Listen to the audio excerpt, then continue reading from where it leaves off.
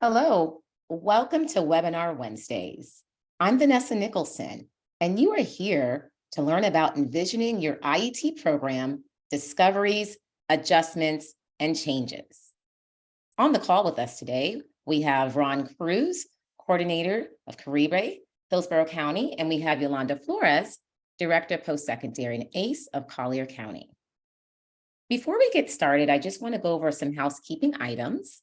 If you have a question, please type it into the question and answer option. Attendee microphones will be muted. You will be in listen-only mode, and today's presentation is being recorded. It will be archived and available on the IPDAY website within 48 hours. I also want to note we also have June Rawl on the call with us today as well. So, before we get started, I do want to note that we want to give credit to where we get the information from for IET. And most of this credit information is from Octave, which was initiated in the toolkit. So while we're getting started today, we want to start with a poll. We want to know if you attended one of our IET sessions. And just go ahead in the chat and just say if you attended it, and if you've learned anything from it. We just want to get a feel of our audience. And I'll give you about 30 seconds to let us know if you attended one of our sessions.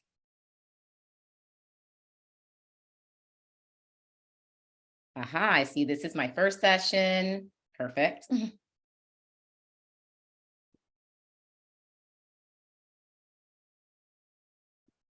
I'm seeing yes in the chat. Some are my first.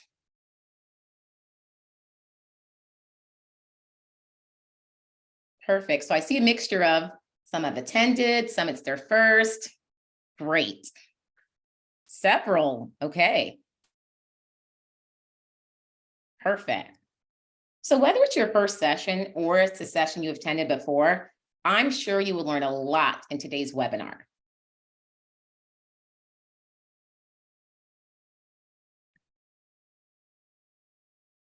So the way we're setting up this webinar is that I'm going to review each phase that we went over briefly. If this is your first session, we will do a review of each of these phases, each of these IET phases, go over some key documents, and then we can learn from those in the field.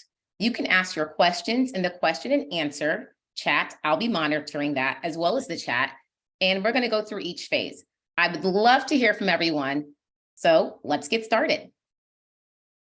So phase one, if you did attend a previous session of ours, but if you're new, phase one to developing your IET program is research and assess. So the research and assess section outlines a strategic process to assess regional workforce development and adult learner needs and available resources.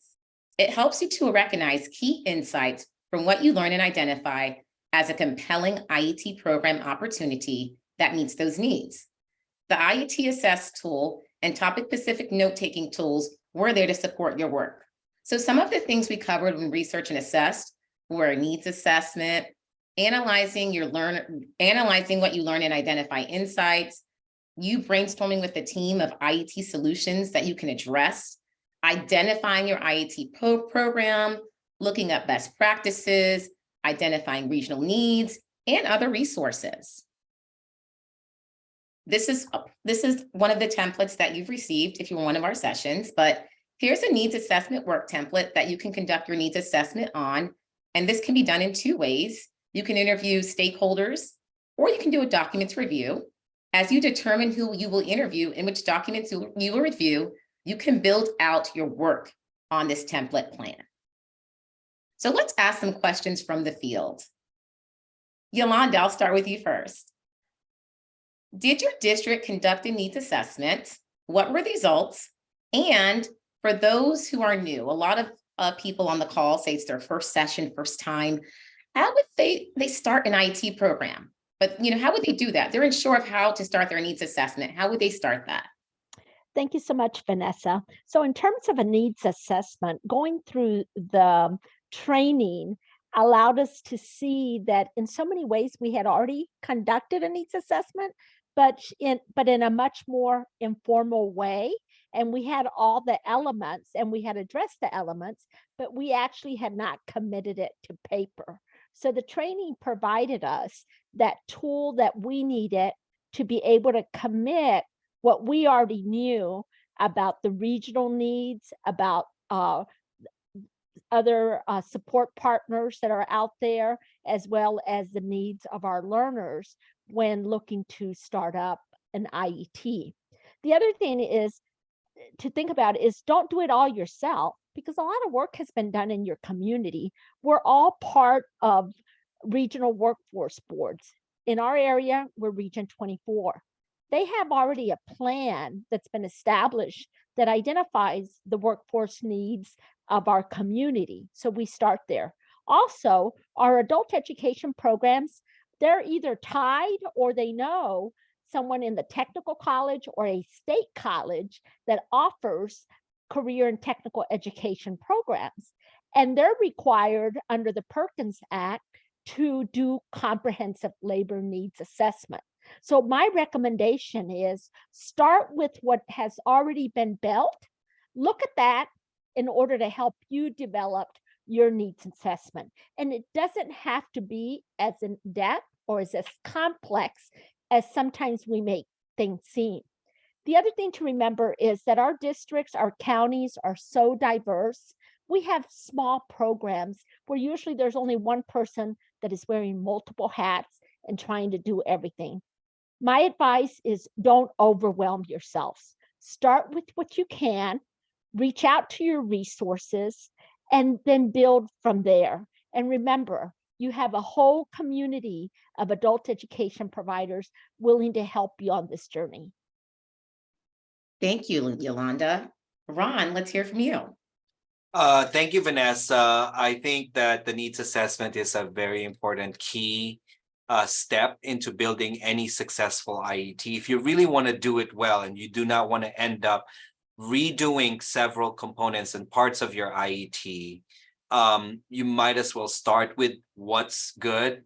Start with a good needs assessment. Now, we've done some needs assessment, but one thing that we did not consider doing a full needs assessment is our students' level of interest and their ability to participate. So that's one of the pitfalls that we had not included in our needs assessment process year one. And so what we're finding out is that, yeah, we have this offering, but the students can attend because they're only available during the daytime or at the nighttime. And that's the only time they can attend the IET program. So we have IET programs that are available, and we have students that want to take them, but couldn't take them because they're not in the appropriate time that they're able to. Another thing is that also starting an IET in a locality or area which does not need that particular type of IET or does not support that local area community. Just like Tampa Bay, we've got areas that are fully agricultural, we have fully industrial, and then we have urbanized areas that have various needs in terms of workforce. And so we vary our IET based on the needs of that, but also we have to marry that with the students' level of interest and their ability to participate, so that when you do start the IET, you already have a pool of potential students that you can immediately reach out to. Now, just like what Yolanda said, it doesn't have to be very difficult and cumbersome. It could be as easy as a Google form or a Google survey, and then we store that survey into a QR code, and we post that QR code all across the district saying, are you up for an IET? And they scan that code on their phone, which everybody has, and then they quickly take a 3-question surveys if they're interested. And then after a day or two, somebody will give them a call and say, can we meet and talk about your eligibility and funding, and also your plans to get into a particular IET program? Ron, I think you've answered the question for those of us that are in the midst of writing our grants. That is one of the questions that is asked in terms of how do you use data in determining a design of an IET program. So a lot of what you shared ties in straight to that question.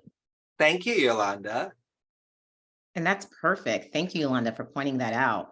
So as we move from research and assess, we move on to design and plan. So in building your IET program, the design and plan section allows you to walk through an organized design process to help you identify program goals, create an IET program, and design a learner experience that addresses the needs of businesses and adults learners. So under design and plan, you form a team and identify program goals. You design a sustainable IET program structure. You plan the learner experience, and you create a program evaluation plan. So within this phase, you create a team. This will be the team to help you develop your IET, develop SMART goals, determine the instructional delivery approach, create a plan for sustainability, determine program policies, create outreach and recruiting strategies, and then monitor your IET program and make changes for continuous improvement. Some of the things we went over in previous sessions was the learner experience, the different phases they go through. So in pre-enrollment, during that phase, you should have effective outreach and recruitment strategies for the learners. During the enrollment phase, a learner success plan should be developed to allow for counseling, remediation, and wraparound services. During the participation part of the phase, individual counseling should support learner activities. And then the transition part of the phase, you should have a learner success plan that helps guide decision-making for transitioning your learner to a career or further education. There are also SMART goals that we also developed in the previous session. And these are some examples of the SMART goals. You have the student SMART goal, the program SMART goal, and the partner SMART goal. With the student SMART goal, and I'll just read one of the bullets, 60% of participants will obtain a high school equivalency by the end of the program. That is the goal you have for your students within the IET program. Then you have your program goals, okay? Build an on-ramp for at least 10 adult ABE level 4 and 5 learners per quarter to enter a career pathway that results in employment with an average wages at or above $35,000 annually by the end of the IET program. And that would be your program goal. And then your partner goal. And we can use 70% of participants will find employment in a related occupation within 90 days of completing the IET program. So with that being said, Yolanda, what does the learner experience look like within your district? How does that look like when a learner, is entering your program, they're interested in IET? What does that look like? What marketing strategies does your organization use? And then how are you providing those SMART goals for the learner, the program, and the partner? So Vanessa, in Collier County, there's multiple ways that we market the IET programs. But what we have found most successful is really our teachers. Our teachers, our adult education teachers, are the ones that relate to the students. They see them on a daily basis, and our students trust our teachers. So we need, first of all, inform your staff of what you're offering and what it looks like, so they can share it with the students. Then also work with your staff in developing lesson plans that involve career exploration, right?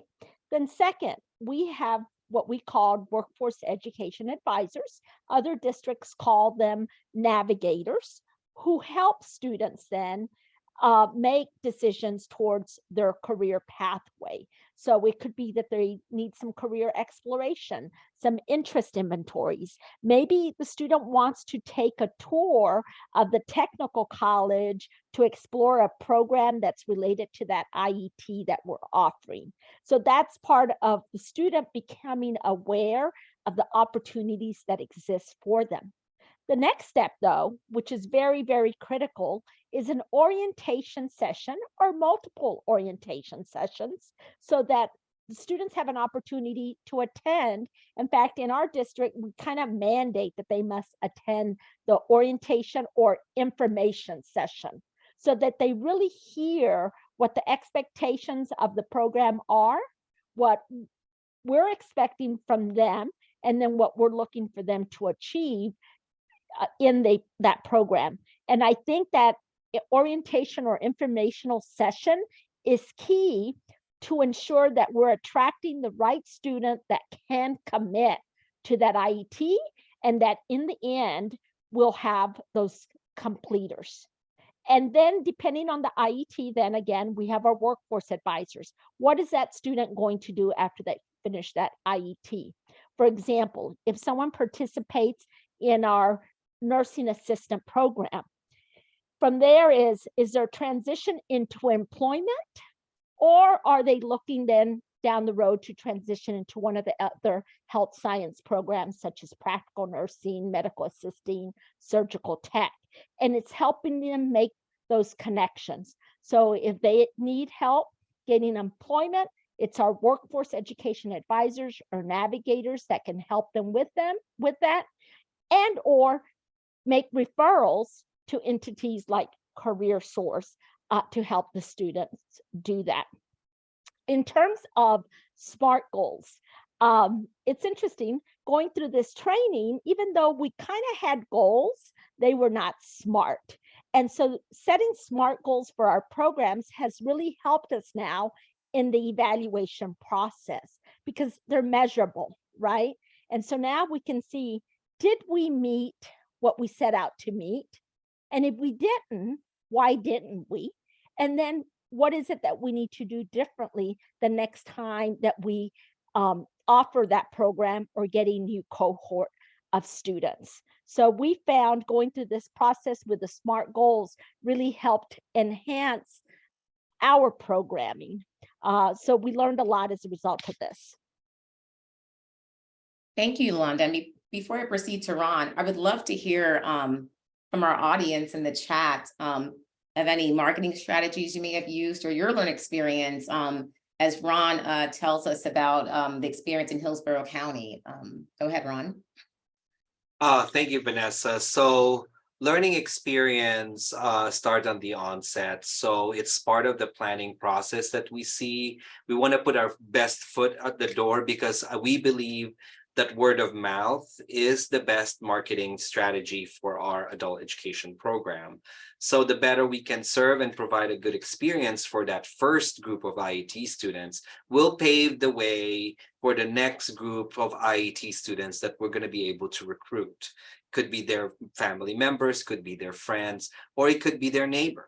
So we set up the enrollment process to be very streamlined, and we make it as already part of the regular adult education intake procedures that we do. It's just that they have to go through and answer additional fields and questions so that it will automatically put them in a different bucket of data so that we can pull them and immediately schedule them for an orientation for a specific IET program.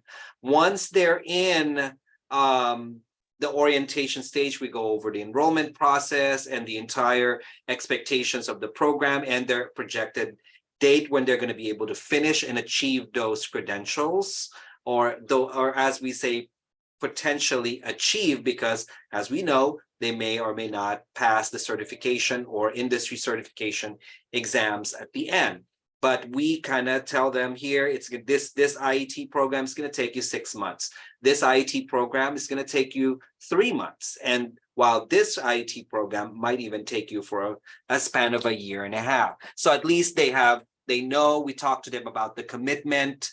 We talk about the funding during that orientation stage, and we give them a little bit of a preview of what they're going to expect in class so that at that moment, if they feel like this is something that they're not up for, they can always switch to a different IET and go to talk to another counselor and see other opportunities for them. We definitely do not want to stick a student that is on the fence in an IET program, because there's a lot of things at stake and they have to balance now more in their plate because they need more time in school now in order to take both technical training and adult education. Once they're in the classroom, of course, it's fully contextualized the career field that they are taking. So for example, all of our health science careers are contextualized within the ESOL or the ABE curriculum. And last but not the least, at the end of our students' graduation or certification date, they are automatically immediately sent to a counselor to talk about, or a navigator, just like Yolanda said, to talk about what is the next step for them. How do they get into the formal PSAV program at one of our technical colleges, or what are the job opportunities available for them? Like I said, in the marketing strategies, it's really word of mouth. We do have flyers, brochures available. We have a dedicated website for IET materials that students can look into. And really, we do not spend a lot of marketing time and effort that we should have. But right now, we're in the stage where we're trying to get as many IETs launch as possible, and that's kind of eating a lot of our time because there's not a lot of people in our IET team. It's pretty much just me and Erica and you, Vanessa. So the three of us are really kind of running the show, and marketing is kind of like on the back end. Really, it's reaching out to the students that we already have and tapping onto their needs and interests. Now, with regards to goals, for the learner goals, we let them set their own goals, but we tell them that the goal of this program is, by the end of this program, is for you to make a learning gain and also earn a credential of value. For the IET program itself, our goal is the same goal, the performance targets that were set to us by DOE. And then, of course, for the partner, before we start any partnership with a training provider or with an employer, we discuss what are you wanting to take out of this particular partnership at the end. And if it is something that we can achieve, we make sure that that is incorporated into the memorandum of understanding or MOU with them, so that we are held to that goal. And just like what Yolanda said, those goals are time bound. They are SMART goals. They are measurable, so that at the end, we can look at the agreement, we can look at the partnership with our employer partners and say, have we achieved our goal or not? And what is the room for improvement? Mhm. Going back to what Ron said regarding not doing much marketing, but already also just looking at your students, all of you, I'm sure, during the intake process, take a look at your students' prior educational experience. And depending on what community you're in, each community looks different. But for example, in our area, we discovered that we had quite a large number of individuals that were coming in with a medical background. Either they were doctors or nurses, et cetera, back in their country. So we scheduled then a few informational sessions just targeting those groups to talk about the healthcare career pathway as a way to try to get them back into what they were engaged in back at their country. Maybe not at the same level, but as a starting point. So it's using what you have, and especially if you're limited with manpower resources, with the human resources to be able to do that, that's a great way to hone in on that.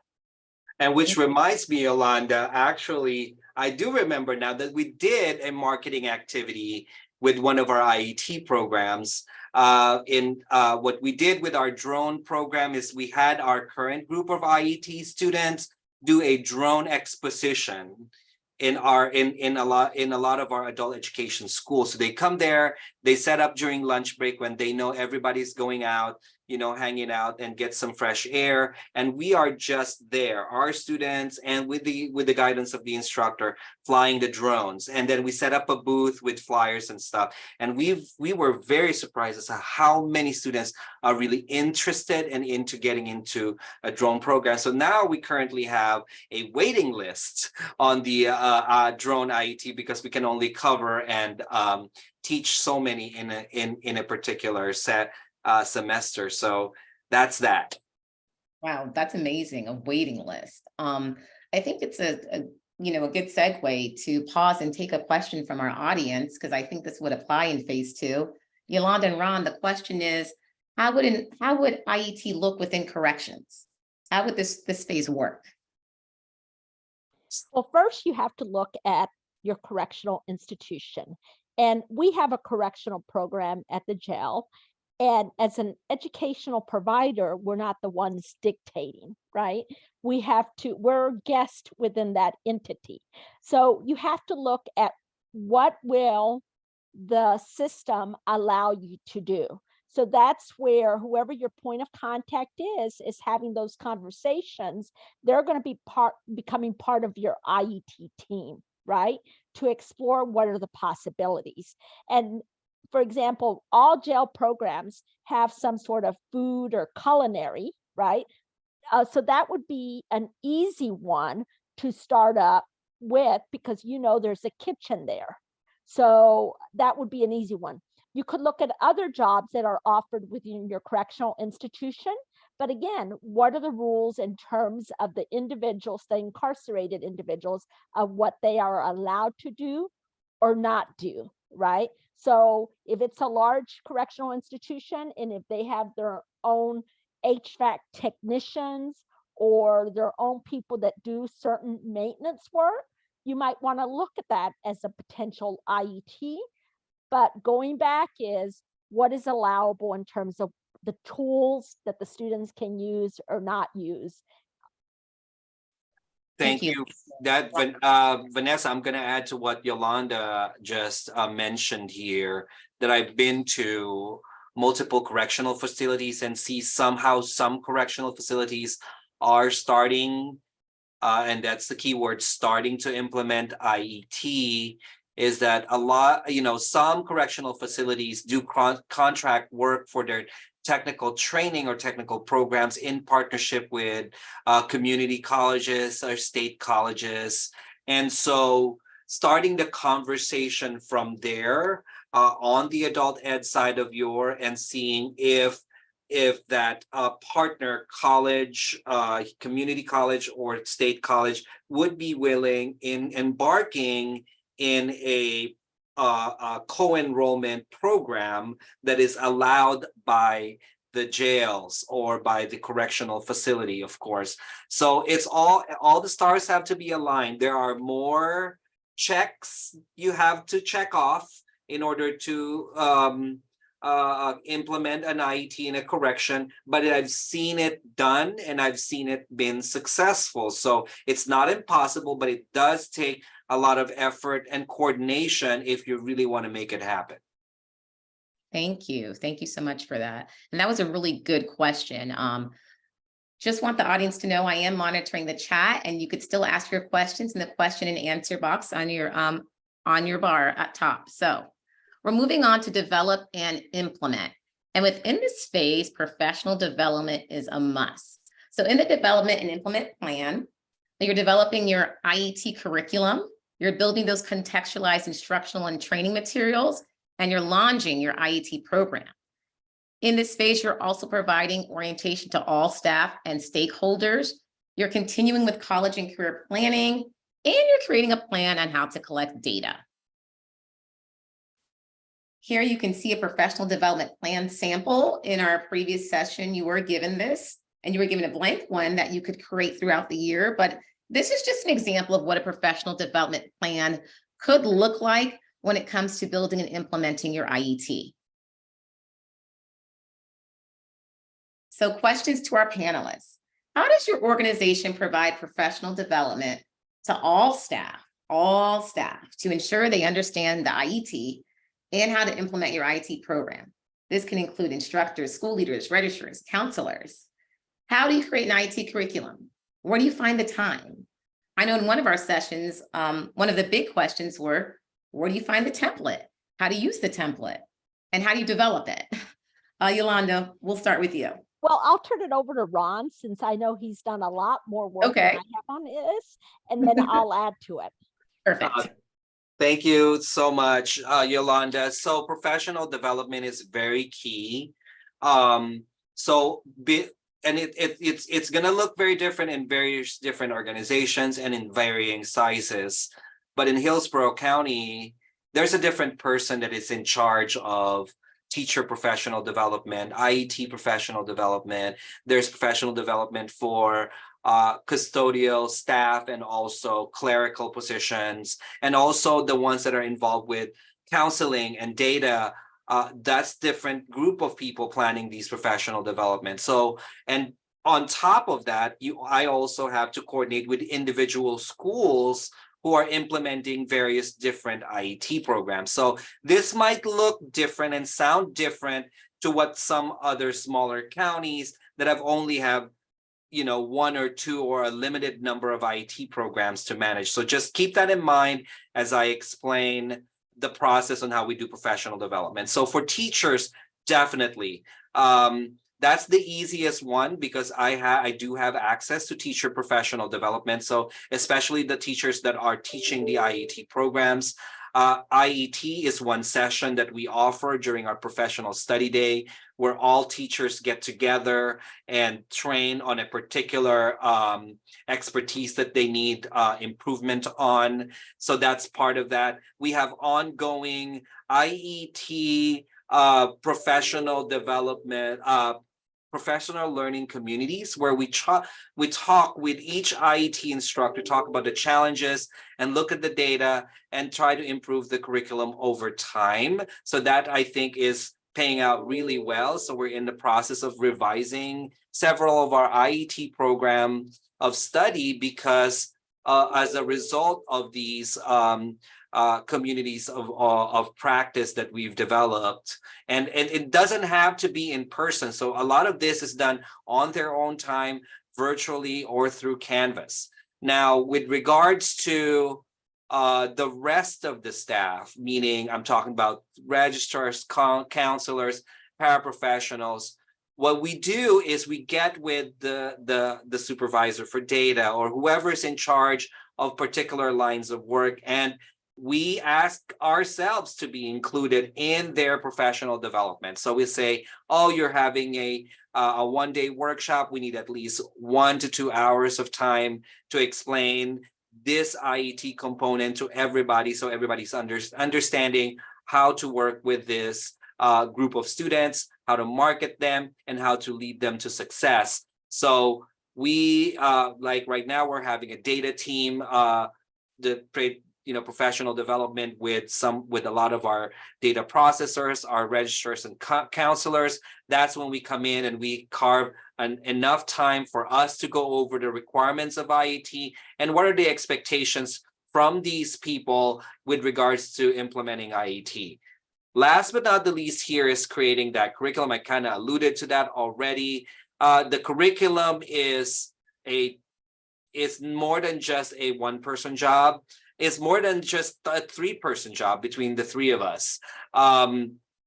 It takes more. So we develop kind of like a framework curriculum, but we pass that on to the technical side and say, can you give this a check?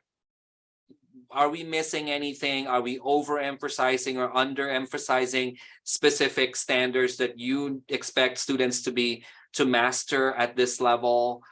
We also share that with our employers and see these are the things that our students are learning in this particular, like in our drone IET. This is what they're learning in the IET program. This is the certifications that they're going to get at the end.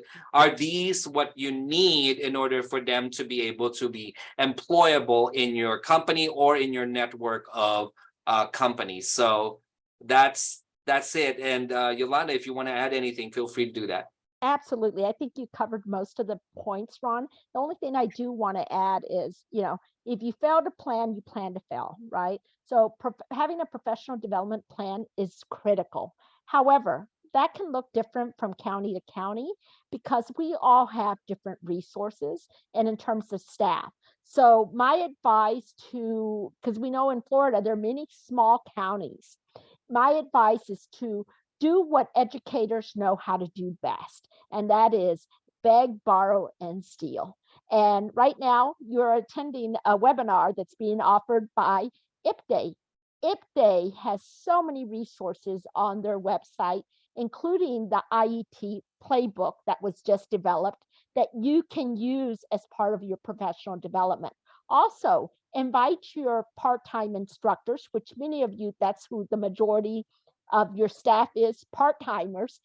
Provide opportunities for them to attend professional developments as much as possible so that you're not having to reinvent or recreate, but take advantage of what has already been developed. That's number one. In terms of a specific IET program within your institution, of course, those people critical to the success of that program, which are the teachers that are going to be teaching the IET, your administrators, and whoever is doing the intake or working with the students, of course, you have to come together to it as a team to understand that particular IET and understand what that curriculum is going to be. And same thing regarding creating IET curriculum. That's where the load of the work is. And many of you do not have time. Look out to what's been developed. So many of your colleagues across the state are willing to share those resources so that you do not start from scratch. Yeah, I wanted to add to what Yolanda said as well. Thank you for bringing up Florida IPDAY. Is that we make sure to watch out when IPDAY is hosting their regional workshops. So in the upcoming fiscal year, IPDAY will be rolling out another set of regional workshops focusing on integrated education and training. So therefore, please stay on your calendar. If it's going within your region, within an hour of travel from where you are, please make time to go or send your IET team to that training, because definitely not only will you learn so much from the knowledge that will be provided by IPDAY during those sessions, but also from other counties that are attending within your region. So it's more of a regionalized approach. It's a smaller group, meaning it's a little bit more intimate. So therefore, we're able to respond to individual needs of the members of the region. So feel free to jump in, watch out on the IPDAY website, go to event calendar, and find when the regional workshops for IET are happening in your neck of the woods. Great. Thank you, Yolanda and Ron. And I agree. Just piggybacking off Ron and Yolanda, definitely sign up for the regional workshops. As us being in education, there's never enough time in a day, but this is designated time where you meet, learn stuff from expert at IPDAY, but also you get to plan, exchange ideas with people within your region. How often do you meet with your region? This is designated time for that. So it'd be a good idea to attend if you can. Ron and Yolanda, we also have a comment from an audience member. They think what you said was a really great idea. The comment is, I would like to do that moving forward, particularly in our team who co-enrolled in the IET course, so that they know business entrepreneurs CCC courses are different from business management. So that was a comment towards both of you. So thank you for that comment. Moving forward to our last phase, evaluate and improve. The Evaluate and Improve section guides continuous improvement of the IET program to adapt to changing workforce and learner needs. You analyze data collecting during the develop and implement phase. You present results to stakeholders. You consider options for more rigorous evaluation. You analyze quantitative and qualitative data and present results to all stakeholders. And you create an evaluation report. So when it comes to the data, you also have guiding questions. You have outcome questions and process questions that can help you gather and evaluate your data. Some of the outcome questions can be, what are students' learning gains? What are the job placement rates for the program? Which learners are accessing available supports? And some of the process questions can be, what problems were encountered in delivering the IET program? How engaged are employer partners within the program? And then we have the quantitative and qualitative data that you gathered. And here are just some examples of the data you can gather for evaluative purposes. You have numerical quantitative data that can be analyzed mathematically. And then you have the qualitative data that is descriptive, conceptual, and can be categorized for analysis. Example of the quantitative data, you see demographics of IET participants, you see the data collected there. And in the qualitative data, you see workforce preparation skills training and company sites visits as just a couple of examples. So in phase 4, question to our panelists. If your district is at the evaluation phase, because I know many of us may not be there yet, or many of us may be there yet, but if your district is at the evaluation phase of an IET program, how is your IET program evaluated? If your district is not, if they're not at that phase, are there future plans to evaluate the IET program? And what do you think that might look like? Yolanda. Well, that is one of the questions on the grants, the AGE, IELC, and corrections grants, right? How do you use data to evaluate your IET programs? So while we do not go to the formal level of actually writing an executive summary in terms of actually evaluating, we take a much more informal process. But like anything else, it's part of that continuous improvement, no different than as a classroom teacher reflecting on the day's lesson, what worked, what didn't, what do I need to do differently? What is it that the students are not capturing? What is it that excited them? What did, at the end of the day, how did they perform on their test? In terms of IET, what did our outcomes look like, right? So as not only are you evaluating informally along the way in terms of what's working or not working within your program and making adjustments to your IET program, then at the end, it's coming back and reflecting, looking at the number of students that started and how many ended, right? And then what adjustments do you have to make to your training, to your marketing? If it was an employer-driven IET and maybe the employer didn't keep up their end of the bargain, it's having those tough conversations with them in terms of what could have been done different or what the expectations are for the next time around. But it's all a balance in terms of how to address those issues. But again, going back, evaluating at whatever level you do is critical for that continuous improvement so that when you offer that program again, you continue to have success. And you might have to make some adjustments or changes, or you might decide, you know what, based on all the information, we're not going to offer that program again. So my advice, make sure you do take the time to sit down, celebrate your successes, right? Celebrate those successes, but also look at ways that you can improve. Thank you. Ron? Oh, thank you so much for that beautiful response, Yolanda. And yes, this is one of the things that is being targeted on the AGE IELC consolidated grant application, which also includes corrections if you're applying for that grant. But the good thing is, if you peruse through all of the regional tools that we provided during the regional workshops for IET, there is what we call an IET assess tool or IET assessment tool that is included in the packet, where it indicates critical areas of for evaluation for a successful IET program.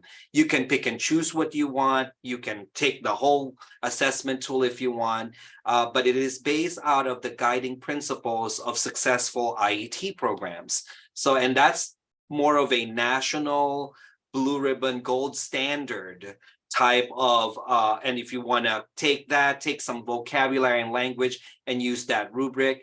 There is also a rubric in the IET toolkit that looks at how you're improving your curriculum and your classroom instruction for IET. That is a tool that is already created for you if you choose to, if you want to adopt it. And you might want to just take that and say, here, we will use the IET curriculum rubric to determine the effectiveness or how well our IET curriculum is written or designed. So there's many things, but the most important part that we take into consideration are everything that is coming from the students, and not just their pre and post test and also their certification exam results, but we're also looking at their feedback.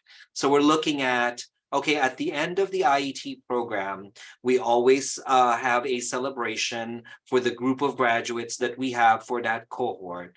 And we get together, you know, we buy like a $9 Publix cake or whatever, Walmart cake, that we just share with each other, whoever wants to take a pic. And then we just talk about, what do you think about this program? A focus group saying, how was your experience like? What do you wish was part of this program or was not part of this program that could have made a difference in you achieving more and getting the best out of your time with us?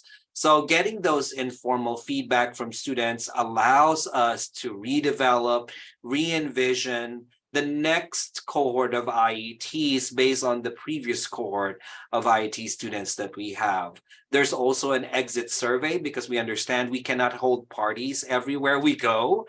So on areas, locations, on schools that we cannot immediately reach or host a little focus group, that there is definitely a post IET survey that the teacher administers to the group at the end of the IET program. A lot of our students choose to stay in the adult education because sometimes they have not completed all of the 4 parts of the GED in order to complete the program. So they still continue and stick around for adult education, even though they've already achieved some type of credential in whatever IET program they're in. But what we're finding out is that students are getting more, we're getting more buy-in from the students. They really like the experience. A lot of what we are getting from the post-evaluation surveys, I wish I would have heard about this IET 5 years ago. And so, and that to me is like, well, I have the same wish. So, so we had a really nice laugh and good conversation about this, but now we have this, now we can help more people and help the local economy here in the Tampa Bay area.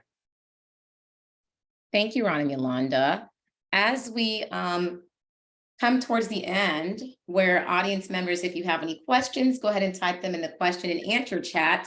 I noticed in the poll in the beginning, half of our audience have been to one of our regional workshops or one of our IET sessions, and the other half, this is their very first time. Yolanda and Ron, do you have any tips or best practices for those that it's their very first time learning about IET or attending one of these sessions? Yolanda. Ask questions. Ask and ask for help. That's my biggest advice, and learn as much as possible. If you don't get it right the first time, don't worry about it. None of us got it right the first time. Yeah. We continue to improve and learn and continue to work towards what is that perfect IET. In Collier County, we haven't gotten there yet, okay? That's our goal. We'll continue to work towards it. And we continue to look at what others are doing, not only within our state, but outside of our state, because we're learning from them as well. Yeah, so for me, know that you are not alone. The entire state is on the same boat. So Yolanda and myself and the other members of our training team have been to multiple regions and parts of the state, and we've seen different counties, school districts, correctional facilities struggle in different areas and aspects of an IET program, and that's completely okay. Just like Yolanda said, nobody's perfect. Okay, so know that there is help around. So feel free to reach out to your training facilitators. Reach out to the Department of Education. We have our contact at the DOE, our director for IET, Miss Kathy O'Neill. She'll be happy to answer any question, assist you in the process, if not, direct you to the right person that could provide you that type of help. You are not alone, and we're all in this together. The more successful we are in helping each other, it's only making our state shine. Right, Yolanda? Absolutely. And finally, if you don't want to talk to others or you feel you don't have enough information or don't know what to ask, start with the IPDAY website with the IET resources. Do your reading, do the research, and then from there, you'll start generating those questions that you want to ask others. To be more specific, if you don't know where to go on the IPDAY website, the website is www.floridaipdae.org. And when you go there, make sure you go in directly to the tab where it says IET. And you will immediately have a lot of information there. It has a lot of, we developed lots of materials from beginning to the end. And actually just go straight and find, and you can use the advanced search tool of the IPDAY website and type in the one that we've created for you, that is, we did for the, what was that, Yolanda? The blueprint toolkit? Yes, I think Yeah. the toolkit. Correct. The toolkit's on there. And also on the IPDAY website, if you weren't able to go to any of our regional trainings, we also keep all of our webinars, all the PDFs also on there that you can have access to. So if there's no further questions from our audience members, I want to thank Ron and Yolanda for being panelists today. It was wonderful. I've learned a lot. Thank you so much. At this time, we are going to launch a survey and we would love your feedback. Just want you to know that there's an upcoming webinar on June 13th on Tuesday using Microsoft Sway to engage newsletters and presentations. And I'm definitely going to go to that one because I've never heard of Microsoft Sway. So that's very interesting. We again, thank you for coming. We appreciate your feedback. We appreciate your time. And we hope you have an amazing afternoon. Thank you so much.